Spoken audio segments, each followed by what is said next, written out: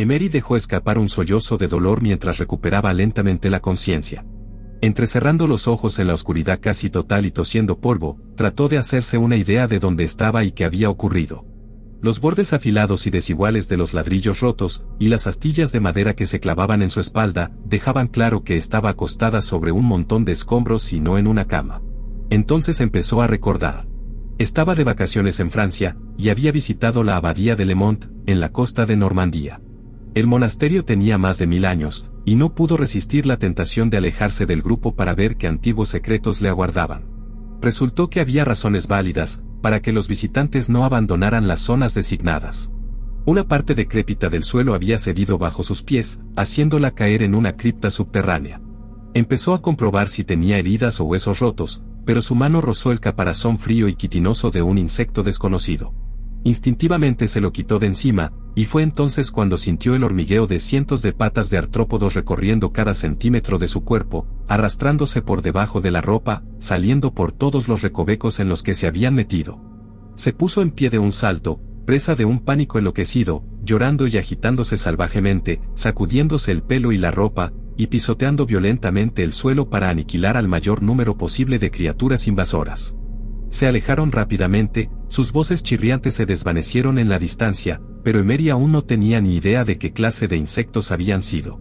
Cuando el pánico dio paso a una sensación visceral de repulsión primaria, tuvo arcadas y respiró con dificultad mientras luchaba por normalizar su acelerada respiración. Se palpó en busca de picaduras, pero descubrió que los insectos la habían dejado indemne, incluso cuando huían para salvar sus vidas. Una vez convencida de que ni la caída, ni el enjambre le habían causado daños graves, buscó su teléfono. Para su consternación, descubrió que solo tenía la mitad en la mano, mientras que la otra mitad permanecía en su bolsillo trasero. Maldijo, arrojando la mitad rota a la oscuridad. Buscó su mechero, y para su alivio, lo encontró intacto. Lo encendió, pero la luz de la pequeña llama no llegaba muy lejos. Vio que el suelo que pisaba era de piedra, y estaba manchado con los restos de los bichos que había pisoteado. Arrugó la cara, disgustada, y volvió la cabeza hacia arriba para ver de dónde había caído. En lo alto se veía un tenue destello de luz, y con él, la esperanza de ser rescatada. Gritó tan alto como pudo. ¿Hay alguien ahí arriba? Me llamo Emery, me caí. Sigo viva. ¿Alguien puede oírme? Bajó la cabeza para mirar hacia la oscuridad, cuando sus gritos fueron respondidos por un susurro lejano y áspero. ¿Hay alguien más aquí abajo? El sollozo se repitió en respuesta, pero más cerca esta vez, acompañado de un ligero estremecimiento, como en anticipación de algún placer largamente negado. El corazón y la mente de Emery empezaron a acelerarse.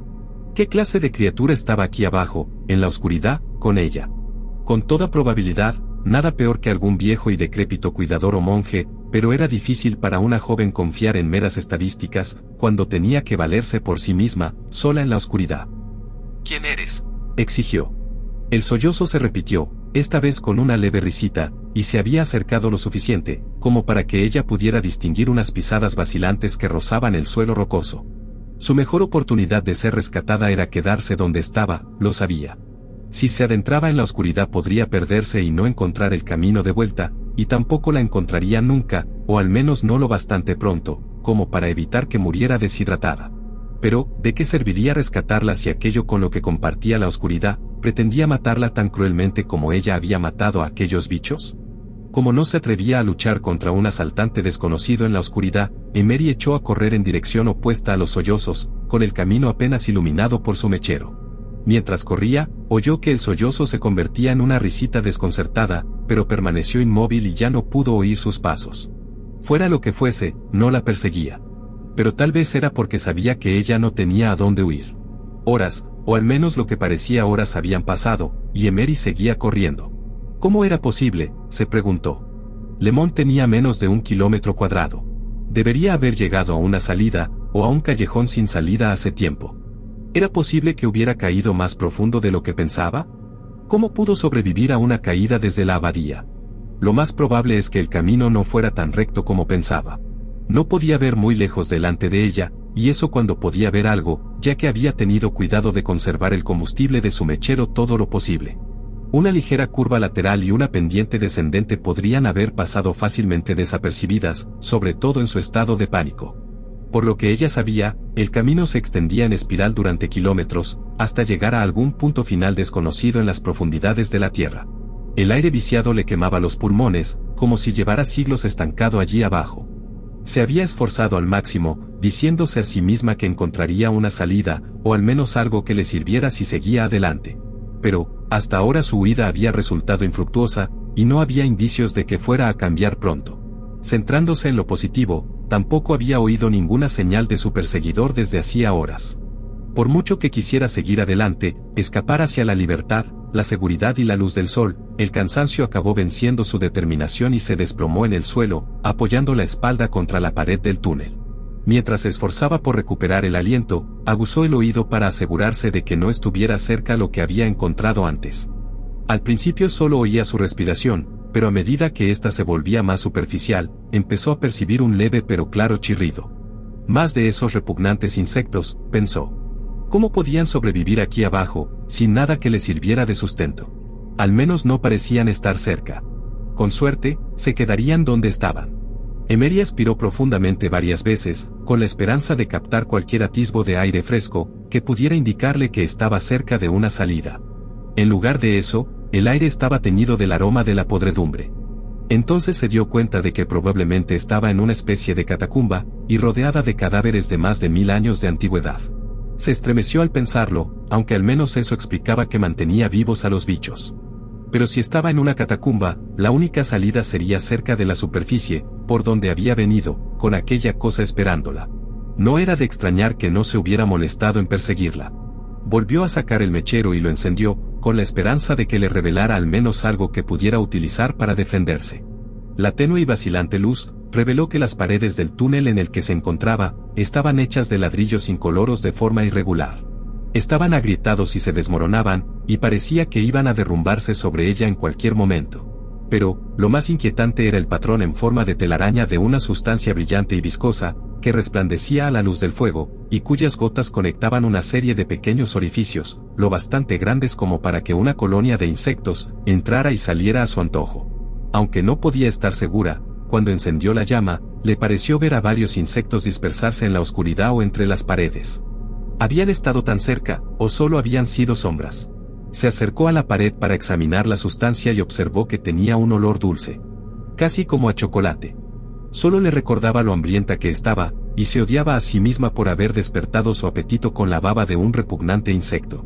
Acercó la oreja a la pared todo lo que pudo, y el débil gorjeo se hizo definitivamente más fuerte. Cuando dio un rápido golpe en la pared, el chirrido se silenció por completo. No cabía duda de que los bichos estaban en las paredes y reaccionaban a su presencia. Era espeluznante, claro, pero solo eran bichos. No podían hacerle daño. A menos que fueran venenosos, tuvieran aguijones, pinzas o mandíbulas. Probablemente estaban obligados a tener al menos uno de esos. La mayoría de los insectos lo tenían. Y ella era una intrusa en su territorio. Si decidían que era una amenaza para ellos y la atacaban, podrían fácilmente abrumar sus defensas. E incluso si ella no los amenazaba, podrían decidir que les gustaría probar un poco de carne fresca para variar. Emery sollozó con exasperación agotada, golpeando ligeramente su frente contra la pared. Al hacerlo, por descuido puso su mechero en contacto con la savia. En cuestión de segundos, la llama se extendió por toda la red entrecruzada, incendiando la pared hasta donde alcanzaba la vista, y ampliando enormemente su esfera de iluminación. Llorando, se lanzó contra el lado opuesto del túnel, temiendo que la pared en llamas explotara en cualquier momento. Aunque la savia era inflamable, distaba mucho de ser potente, y su fuego seguía siendo dócil y probablemente se extinguiría en cuestión de minutos. Cuando el túnel no explotó ni se derrumbó, el pulso y la respiración de Emery empezaron a normalizarse. Entonces se dio cuenta de que había sido suerte. Su camino estaba iluminado, y ahora era obvio que los senderos eran más gruesos en una dirección que en la otra. Eso significaba, presumiblemente, que los bichos viajaban en esa dirección más a menudo que en la otra, lo que implicaba que había algo útil para ellos allí abajo, tal vez incluso una salida. Aprovechando la luz del fuego, corrió hacia adelante lo más rápido que pudo. No tardó en ver algo fijado a la pared, que brillaba entre las llamas anaranjadas. Era una vieja y antigua antorcha de bronce. La pobre Emery estaba tan desesperada que su hallazgo le pareció casi milagroso, a pesar de que era bastante lógico encontrarla en un túnel construido antes de la era de las lámparas de queroseno, por no hablar de las eléctricas. Solo Dios sabe cuántas de ellas había cruzado antes a ciegas. La agarró con fuerza y la sacó del candelabro. Tenía algo de peso y le serviría como arma contundente. Cuando la agitó de un lado a otro, pudo oír cómo chapoteaba combustible líquido en su interior. Apurada por aprovechar su descubrimiento antes de que el fuego se consumiera, tanteó la anticuada luz con la esperanza de poder encenderla. Le costó varios intentos, y la luz de la pared se había reducido a una brasa mortecina, pero consiguió encender la antorcha. Lanzó un grito de victoria, que reverberó en las paredes y resonó por todo el túnel. Ahora podía ver y estaba armada con un garrote y una antorcha. Su único dilema ahora era qué camino tomar. Había un largo camino de vuelta hacia el lugar donde se había caído, probablemente más largo de lo que duraría la antorcha, y seguía sin querer arriesgarse a un enfrentamiento a ciegas, con cualquier tipo de criatura que la hubiera recibido antes. Además, no había garantías de que alguien pudiera sacarla de allí. Lo que le esperaba era desconocido, lo que como siempre, encerraba promesas y peligros. Podía ser una salida o un callejón sin salida, y habría desperdiciado su combustible. Estaba contemplando las probabilidades de que hubiera más antorchas abajo, cuando la decisión se tomó por ella. Detrás de ella, oyó los mismos sollozos suaves, las mismas pisadas desiguales, y la misma risita silenciosa y burlona, que había oído hace tantas horas. Retroceder significaba luchar, y avanzar significaba huir. Y lo que era aún más inquietante, los insectos empezaron a salir de las grietas entre los ladrillos al oír su aproximación, sin temer ya a la luz. Emery por fin pudo verlos bien, era algún tipo de escarabajo. Eran redondos y gordos, y de un color marrón extrañamente atractivo. Y ahora avanzaban hacia ella, con esa supervelocidad desproporcionada que tienen todos los insectos, recorriendo varios múltiplos de la longitud de su propio cuerpo cada segundo. En lugar de enfrentarse a ellos, o de arriesgarse a echar un vistazo a su adversario más humano, se adentró en el túnel, y la cosa volvió a dejarla escapar sin siquiera aumentar el ritmo, mientras los insectos se limitaban a escabullirse en las grietas de las que habían surgido. Un rugido en el estómago le hizo saber que aquello no presagiaba nada bueno. Resultó que había más antorchas colgadas a lo largo de las paredes del túnel. A la mayoría aún les quedaba un poco de combustible, y Emery pudo recargar su propia antorcha, lo que le permitió protegerse de la oscuridad que la consumía mientras continuaba descendiendo. Esperaba que la fuente de luz le ayudara a encontrar algo, que pudiera indicarle cómo encontrar una salida, pero hasta el momento el túnel era completamente anodino, aparte de su longitud aparentemente infinita. Con sus reservas corporales de energía y adrenalina casi agotadas, Emery avanzaba a paso de tortuga, con la respiración agitada y la piel húmeda de sudor frío. Temiendo caer rendida de cansancio, se desplomó contra la pared y se permitió descansar un momento antes de seguir adelante. A través de sus difíciles respiraciones, detectó una vez más el leve olor a chocolate. Pero esta vez era chocolate. No había savia cerca de ella, sino que el aroma parecía venir de más abajo en el túnel. También olía fresco, rico y embriagadoramente seductor. No tenía ningún sentido, pero en algún lugar, kilómetros bajo tierra, en una catacumba llena de cadáveres y bichos, había chocolate recién hecho. Emery consideró brevemente la posibilidad de que estuviera empezando a alucinar por una combinación de miedo, agotamiento, y quizá incluso exposición a cualquier moho u hongo que estuviera creciendo allí abajo. Aspiró una y otra vez, y cada vez el olor a cacao era innegable. Se acercó tímidamente al olor, despacio al principio, pero más rápido a medida que el aroma se hacía más intenso. Si era real, eso significaba comida y reposición para su cansado cuerpo, y tal vez incluso una salida. Más adelante vio una puerta abierta, y el baile de la luz de las velas en su interior. Corriendo casi a toda velocidad, saltó hacia adelante, e irrumpió en la habitación, solo para gritar ante lo que descubrió allí. Sentados ante una larga mesa, iluminada con velas, había 13 cadáveres momificados, 6 a cada lado y uno en el extremo más alejado. Aunque parecía que llevaban allí siglos, la mesa estaba recién puesta. Emery se llevó la mano a la boca, conmocionada y horrorizada, y se acercó con cautela para inspeccionar la macabra escena. Nunca había visto tantos cadáveres, y mucho menos tan antiguos. La piel que cubría sus esqueléticos cuerpos parecía pergamino seco, los dientes que les quedaban eran pequeños y negros, y sus ojos sobresalían por debajo de los párpados cerrados. Pero, las sillas en las que se sentaban estaban recién barnizadas y tapizadas, y la mesa cubierta con un paño de terciopelo bordado y cubiertos de plata, y las velas recién encendidas. ¿Quién está aquí?, exigió Emery, con lágrimas de rabia cayendo por sus mejillas. Lloraba amargamente, desconcertada por el hecho de que alguien se tomara tantas molestias para atormentarla. Buscó desesperadamente en la habitación alguna salida oculta, alguna forma de introducir la vajilla, o de que escapara el ser que la había colocado, pero no encontró nada. Cuando por fin aceptó que no había salida, se sentó en el suelo y se abrazó las rodillas, llorando por la cruel locura de todo aquello. Tendría que volver a subir hasta el principio, pero no podía hacerlo con el estómago vacío. Fue entonces cuando por fin vio la comida que con tanto esmero habían colocado sobre la mesa. Era chocolate. Miles y miles de trufas de chocolate apiladas sobre los platos de los cadáveres y las grandes fuentes que había entre ellos. Era la encarnación del aforismo, demasiado bueno para ser verdad, la comida más deliciosa y salaz dispuesta para tentarla cuando más lo necesitaba. Pero eso no cambiaba el hecho de que lo necesitaba, que no tenía ninguna posibilidad de volver a la abadía sin comida. Y ya había un asiento extra en la mesa para ella. Cansada, se levantó y caminó hacia el decadente banquete y sus invitados. Vacilante, tomó una trufa del plato y la miró con desconfianza, buscando cualquier signo visible de que no fuera lo que parecía. La acercó a su nariz y la olfateó, y en cuanto su delicioso aroma penetró en sus fosas nasales, perdió todo autocontrol y comenzó a comer.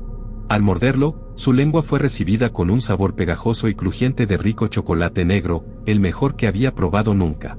Se estremeció de alegría, sus piernas literalmente se dieron bajo ella, y la obligaron a sentarse en la silla vacía. La euforia anuló por completo su terror y fatiga. Empezó a comer ajena a los cadáveres que tenía a escasos metros, concentrada por completo en aquel festín imposiblemente sensual.